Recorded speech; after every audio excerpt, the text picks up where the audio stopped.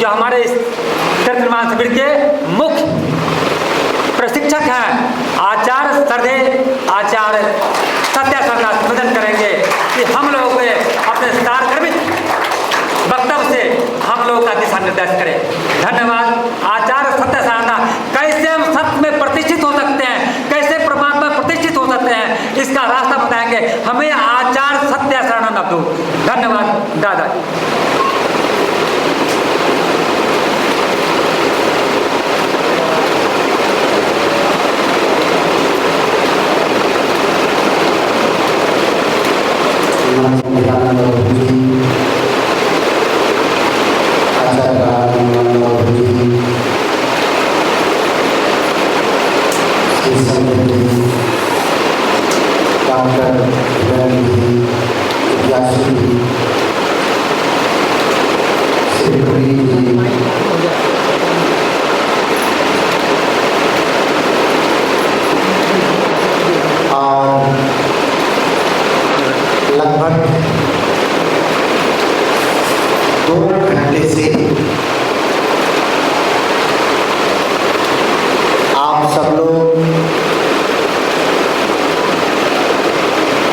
साधु संत महात्मा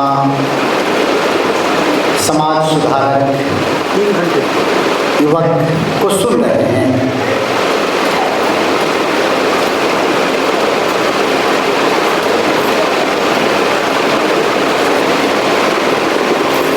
थोड़ा देर और सुनिए। चाइना के एक समाज सुधारक हुए, उनका नाम बहुत प्रचलित है। छात्रों ने भी और वरिष्ठ लोगों ने भी उनका नाम सुना होगा। उनका नाम कन्फ्यूशियस है। कन्फ्यूशियस एक बात कहते हैं। क्या कहते हैं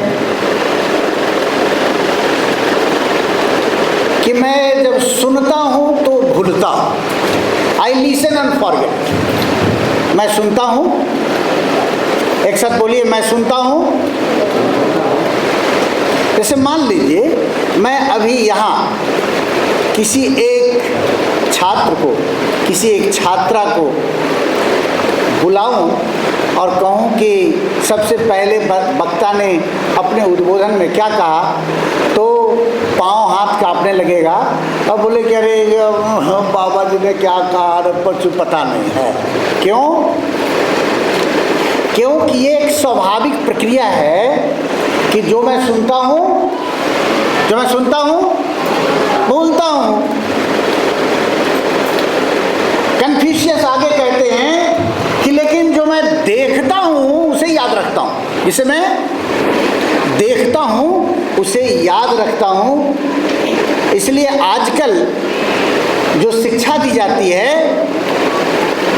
उस शिक्षा में दिखाया जाता है, उदाहरण दिया जाता है, फिल्म दिखाई जाती है। जैसे आप कहानी पढ़े होंगे भूल जाएंगे, लेकिन आपने फिल्म देखा है तो उसकी बहुत सारी चीज़ें आपके मन में रह जाती है, ठहर जाती है। और कन्फ्यूशियस आगे कहते हैं तीसरी बात। कन्फ्यूशियस तीसरी बात क्या कहते हैं? तीसरी बात कहते हैं कि जब मैं करता हूं तो मैं उसे समझ जाता हूं और उस पर मेरा अधिकार हो जाता है। इसलिए पूरे दुनिया की जो जद्दोजहद है वो करने की है, कराने की है, व्यवहारिकता की है। आज इस दुनिया में कहीं भी ज्ञान की, गुण की कमी नहीं है। मैं आपको विश्वास के साथ कहता हूं कि यहां बैठे किसी भी छात्रा को बुलाऊंगा, मुझे लगता है वो बहुत अच्छा बोल कर जाएगी, बहुत अच्छा उद्बोधन देकर जाएगी। मैं यहां बैठे वरिष्ठ किसी व्यक्ति को बुलाऊंगा, हो सकता है मंच पे बैठे हुए लोगों से भी बढ़िया वक्तव्य देकर जाएंगे। लेकिन जानते हैं इस दुनिया में दुख किस बात की है, कष्ट किस बात की है? दुख का, कष्ट का जो मूल कारण है कारण वह है कि आदमी के कथनी और करनी में जमीन आसमान का अंतर है। आदमी कहता कुछ है, करता नहीं है। इसलिए तुलसीदास जी को कहना पड़ा, प्रिय छात्र, तुलसीदास जी को एक बात कहनी पड़ी कि पर उपदेश कुशल बहु तेरे, आचरहि ते नर न घनेरे। पर उपदेश, पर मीन्स दूसरा, दूसरे को उपदेश, पर उपदेश, दूसरे को उपदेश देना। कुशल बहु तेरे, there is many experts, they will deliver the very nice lecture, they will give the motivational speech। आप लोग सुनते होंगे ना, आपके हाथ में तो मोबाइल है, स्मार्टफोन है, अरे थोड़ा मोटिवेशनल स्पीकर्स को सुनते हैं। लेकिन जब आप उस मोटिवेशनल स्पीकर्स के जीवन में झांक कर देखेंगे, बहुत करीब जाकर देखेंगे, तो आपको लगेगा कि अरे ये खाली बड़ी बड़ी बातें ही करता है, इसका चरित्र कैसा है। इसलिए ऋषियों को बहुत कष्ट हुआ और बड़े कष्ट के साथ उनको कहना पड़ा कि पर उपदेश कुशल बहु तेरे। उपदेश देना एक सहज कार्य है। इस दुनिया में सबसे अगर सस्ती चीज है वह है सलाह, उपदेश, फ्री ऑफ कॉस्ट मिलती है। आप कहीं खड़े हो जाइए,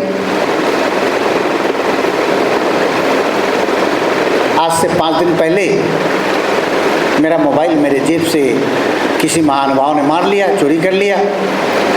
तो मैं जिस किसी के पास इस बात को कहा, सबों ने इतना इतना उपदेश दिया है, तो मैं अगर उसको लिखूं तो मुझे लगता है कि कॉपी भर जाएगी।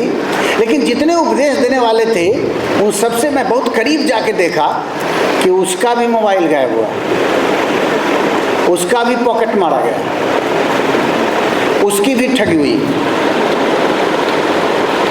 तो पर उपदेश कुशल बहु तेरे, आचरहि ते नर न घनेरे।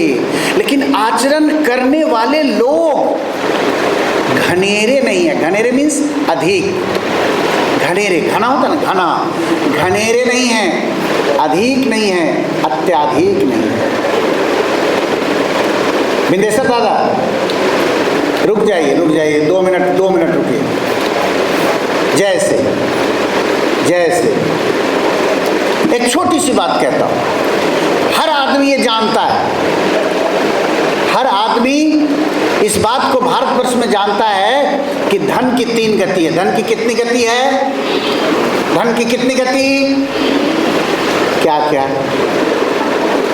सबसे पहली गति है वीतस्य त्रिगति।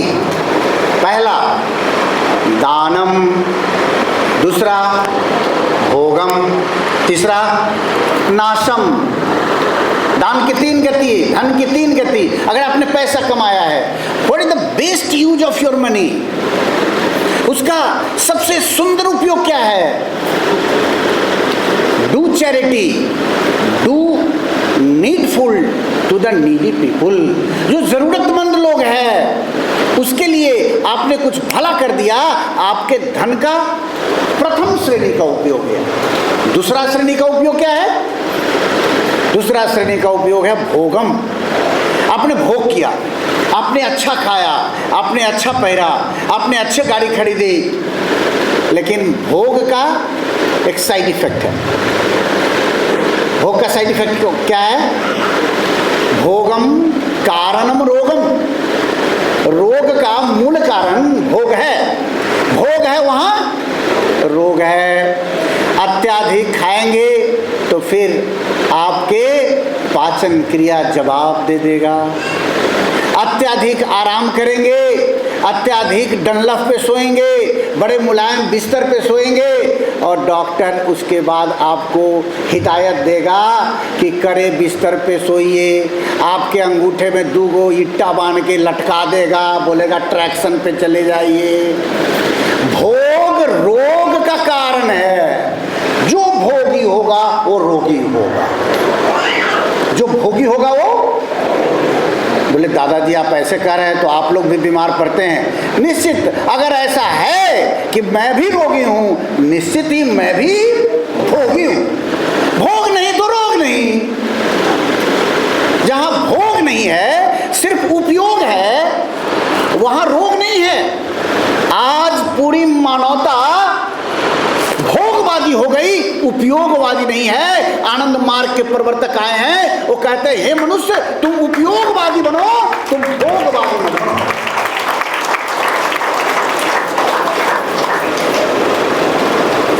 जीने के लिए खाओ, खाने के लिए मत जियो। पुनः ऊर्जावान होने के लिए सो, सोने के लिए मत सो।